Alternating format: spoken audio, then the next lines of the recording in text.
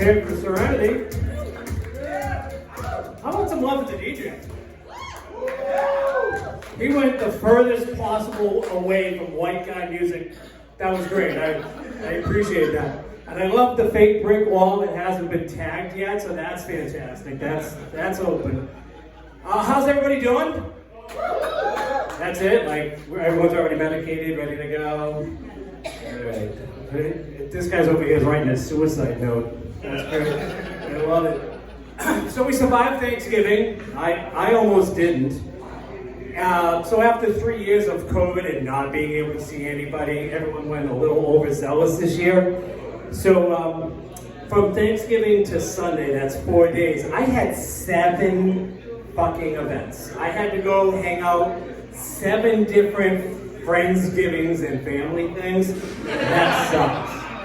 The best part was though, we didn't have to like bring anything other than like alcohol. No side dishes, none of that. So my girlfriend's like, you just need to go to the packing, pick something up, and then we'll go. I said, all right, great. So by Saturday morning, this is now my 5th trip to a package store, I swipe my ATM, my credit card, and I get that fraud alert that pops up on my phone.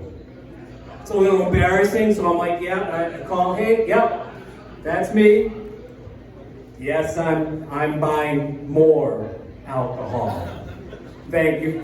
No, I don't need a 12-step program that's near me. Thank you, Chad, for offering that. No, I don't have a drinking problem. I have a friends and family problem this holiday season, so thank you.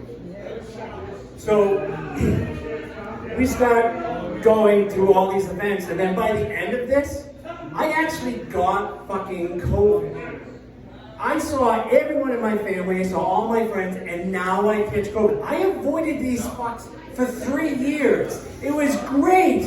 Oh, you had an exposure. Oh, little Timmy's got COVID. Sorry, thoughts and prayers. I'm not gonna be able to come. So now all of a sudden I've got COVID, and that was absolutely awesome. Couldn't enjoy that more. But then we're heading towards the holidays, and you don't want to be single in the holidays. So this is like the first time in a long time I've had one of those healthy relationships that like apparently nobody else has been having lately. But I ignored a lot of red flags before I met this woman. In fact, I ignored so many red flags, the Hallmark Christmas channel wanted to actually use some of my stories, because that's all they do is ignore those red flags, and somehow it always works out. So I ignored a bunch of red flags with the woman before her. She said, I'm divorced. That was a lie. She said, well, we're filing the paperwork. Also a lie. Then she said, well, I like to drink a little bit of wine, and I love podcasts for murder mysteries. That is a dangerous combination. So for the first 40 minutes, she is watching this, and you get to that commercial break, and they're like, when we return, we will find out who really killed Heidi. But nobody has known. What were the secrets? I would turn over and she's out fucking cold. Who the fuck falls asleep before they solve the murder mystery? We just watched 40 minutes of brutal murder, family members turning on each other, court, interrogations, and she's... The only other person on this planet that falls asleep with that amount of murder and death in their head is Stephen fucking King.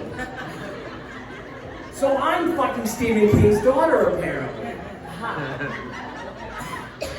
So she approximately has 4,274 unsolved murders in her head. That was the big red flag. I should have paid attention then, but I didn't.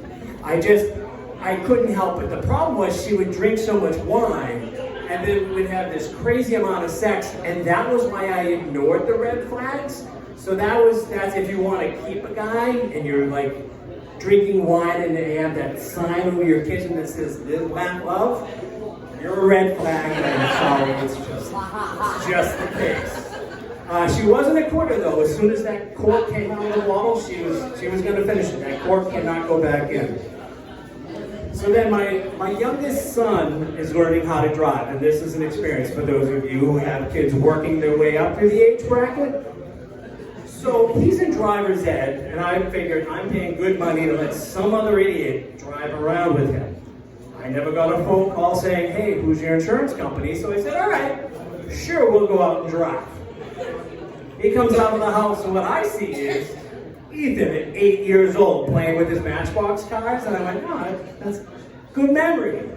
I hand him the keys, and I come around the passenger side, and now he's sitting up front, and I went, something's wrong. The seatbelt feels wrong. Like, it's supposed to go the other show. Shit, my inspection stickers needs to be updated. Fuck, did I take my heart medication? All right, you know, this is just a good day to die. All right, okay, fine. So we pull out, and he's doing pretty good. And we come to this intersection where he's got to get in over to the left, and he feels the car behind him kind of accelerating. So he cuts him off. And I look over my shoulder, and I'm kind of proud of him, and then I realize, oh, fuck, that is a Massachusetts State Trooper. The first person you just cut off in your career is a Massachusetts State Trooper? And then he goes full Grand Theft Auto on me. And if you don't know what that game is, you steal a car, get in a fight with the police, you rob a store, you slap a prostitute. And I'm like, oh fuck. And he says he better not pull me over. Son, this is a 2012 Hyundai Sonata. Apparently my inspection sticker is 13 months overdue. There's a tail light out. This motherfucker has reason. You got a Hyundai Sonata? Oh, it's the inspection sticker. My people, another asshole in the corner. I'm like, he has reasons to fucking pull us over. He doesn't give a rat's ass. So, the trooper gives up. He doesn't want any part of this, whatever. So he leaves.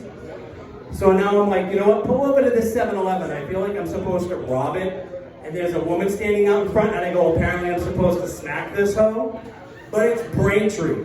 So the only time this woman is actually a hoe is when she's at the country fest drinking a bottle of wine. Red flag. Bigger red flag. So we get up on the highway, and I figure, all right, this is better. He's doing pretty good. Then all of a sudden, you can feel from the distance like there's that car that's coming, and then all of a sudden, whoo, right in front of him. And I see Grand Theft Auto moment number 2. Fucking Connecticut drivers, sorry. You guys suck at driving. Only worse is Rhode Islanders, no offense. But y'all suck. Cuts him off. And I see this. And I went, oh, gonna die. So, what's wrong with Connecticut drivers? He says, they're the only ones who've cut me off. Motherfucker, you have 15 hours of drive time. You're on your permit. Where the fuck is driver's ed taking you? Down to Foxwoods on Sunday for the bingo games? So, I'm happy to say, at this point, he didn't get us killed, he didn't get us pulled over, but he did get his driver's license. So I'm kind of warning probably you Connecticut and Rhode Island people, look out. But the best part about it is, now I have a designated driver when I go to these family fucking parties, so I can really drink. So for those of you who are interested, he's outside waiting to give anyone a ride home. I've got to stay for another 30, 40 minutes to see the end of this show. So he needs a little bit of gas money and money for college. So that's actually pretty close to my time. I'm going to call it there. Thank you very much. The